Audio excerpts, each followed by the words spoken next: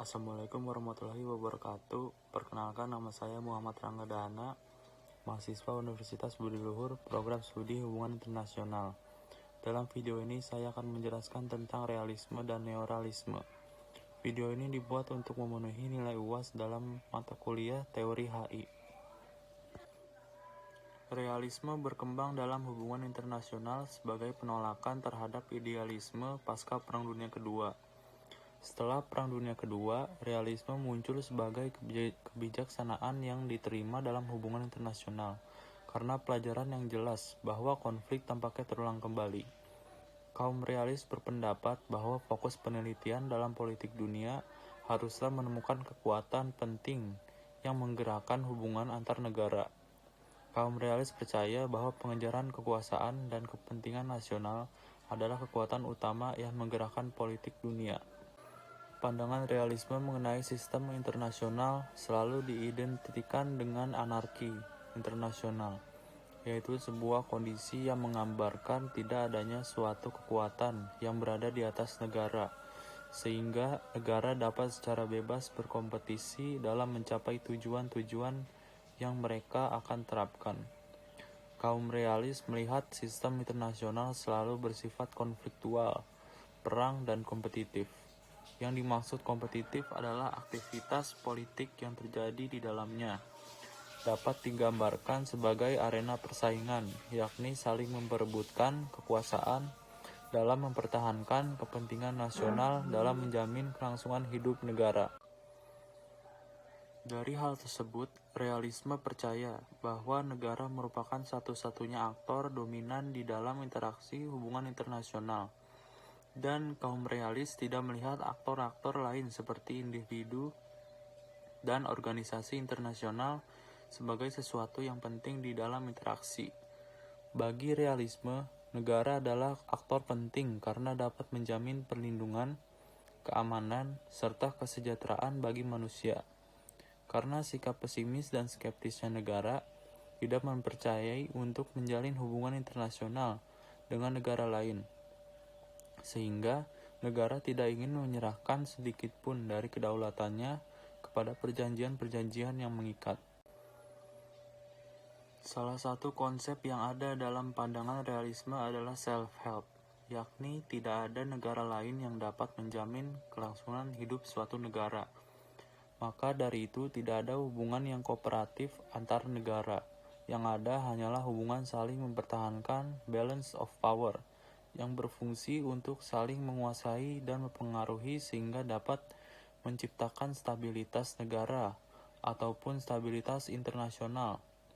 Konsep self-help berasumsi bahwa negara hanya membantu negaranya sendiri di dalam sebuah interaksi internasional.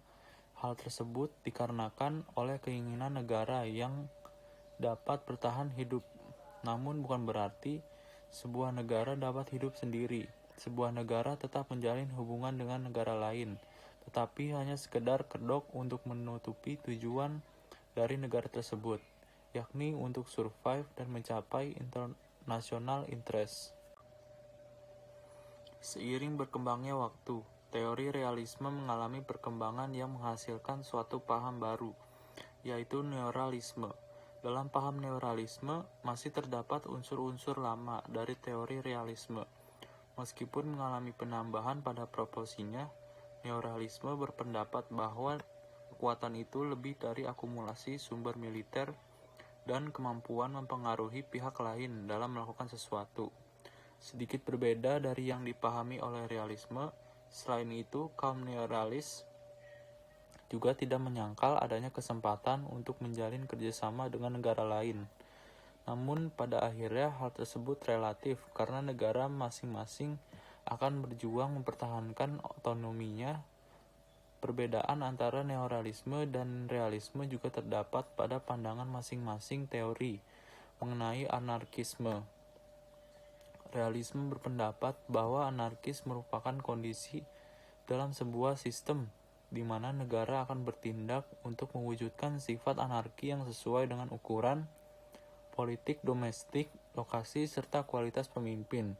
Sedangkan menurut neorealisme, dari adanya anarki, membentuk sebuah sistem sehingga setiap negara akan mencoba untuk mempertahankan kekuasaannya masing-masing sesuai dengan kapabilitasnya, termasuk dalam membuat kebijakan yang menyangkut negara. Dapat disimpulkan bahwa realisme menjadi teori yang dominan, sebab sudut pandang kaum realis dianggap lebih rasional, karena pada dasarnya dalam interaksi hubungan internasional akan selalu terjadi konflik. Realisme memandang sifat manusia dari sisi negatif, yaitu sifat pesimis, anarkis, egois, dan individualis. Kemunculan neorealisme tidak jauh berbeda dengan teori yang sudah ada sebelumnya, yaitu realisme.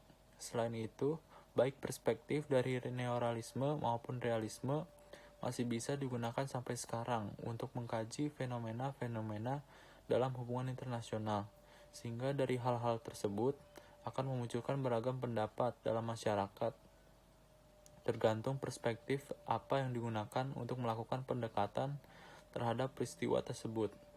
Meskipun dinamika hubungan internasional memunculkan teori-teori yang baru selain realisme dan neorealisme, tetapi semua teori tersebut dapat diaplikasikan sesuai dengan kebutuhan dan cara pandang masyarakat, serta kepentingannya memiliki kompleks hubungan internasional pada saat ini. Wassalamualaikum warahmatullahi wabarakatuh. Sekian penjelasan dari saya. Maaf jika ada kekurangan. Terima kasih.